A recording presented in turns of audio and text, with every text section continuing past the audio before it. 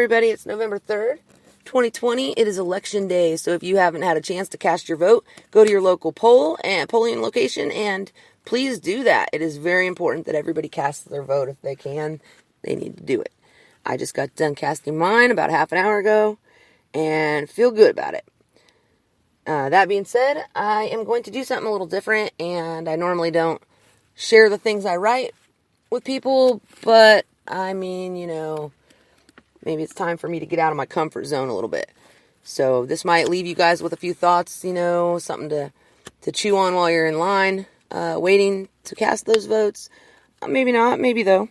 And some of this might be brand new stuff to some people, in which case, I just urge you to look into it. Because, I'm always going to bring it to you real, and that's that. Here we go. All I can say to all of you is what I feel in my heart is right. Some of us have always known that we were here to fight. Competitors from birth, we've strived, even when we didn't win. And from the ashes we have risen, no matter where we've been. Before I could speak, I could put my hand over my heart and watch the red, white, and blue await the anthem to start. But for some reason now, it's debated in this land whether or not it's okay for us to be united when we stand. I don't care what color your skin is or how many digits you make. If you love this country no matter what and your conviction's real, not fake, if you're sick of watching all the money going to these people who keep sneaking in, and you're sick and tired of hearing these politicians lying again and again, if you want to see our veterans taken care of, and you want to see America put its people first, if you find yourself getting choked up and sometimes feel like your heart might burst, every time you hear the Star-Spangled Banner, as you are swayed by American pride, if you understand the cost of this freedom, and you are thankful to all those who've died, those who've given their lives for these freedoms and who have paid that ultimate price, if you're as sick as I am of those who don't get that without even having to stop and think twice, if you're sick of watching the money trickle up and of this government holding us down, if you think all these crooks in offices of power need put in their place in every U.S. town, if you disagree with us helping out others when we can't even help ourselves first, or sick and tired of watching American citizens in our streets dying of hunger and thirst, if you're tired of the dumbasses in Congress who make stupid laws they expect us to swallow, while they exempt themselves from all of them, but yet they expect us all to follow, while they drive around in their fancy cars and live in extravagant houses we bought, while they piss away everything we worked so hard for and go against everything we have been taught. If you want to see us restore our republic before these jerks run it into the ground, then it's time to show your teeth if you got the sand and do this shit now before we are bound, before we are marched to FEMA camps after arresting us all for nothing, no trial and no due process. Think I'd rather die for something. And I don't mean for Agenda 21, and I promise you folks, that is real. These jokers didn't even bother to hide it. They think our lives are theirs to steal. An ICE agent killed himself a while back because he didn't want to be a part of the mass genocide of innocent people that has already begun to start. He said, if the citizens in the United States knew just what they planned to do, we would all rise up and overthrow the government, because if we didn't, then we were all through.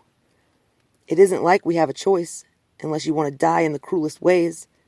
Ask them why they bought all those guillotines, and why they think they can number our days. Now is the time, I assure you. We have to swallow our pride and be one. If we can't come together and do that right now, then we are just loading the gun. That will end up sooner than later, pointed at the back of our head, while we're staring at the mass graves we're about to fall in because we are dead. And if that isn't the way that it happens, or the ending that they have in mind, then remember, they do have the guillotines to take our heads right off of our spines. How is it that we as a people, I'm talking humanity as a whole, can't seem to do what is right for once? It's time we all take a good look at our soul. This situation is very serious. Life as we know it is at an end. History always repeats itself, a trend you'd think we'd want to mend. The biggest murderers in the world are all documented very well. They're the governments killing the people, hiding the truth behind lies that they'd tell. Those people could have stood up. They could have made a stand. They could have been there for each other. They could have defended their lives and their land. Had they only worked together. Had they just paid attention. Had they questioned what was wrong.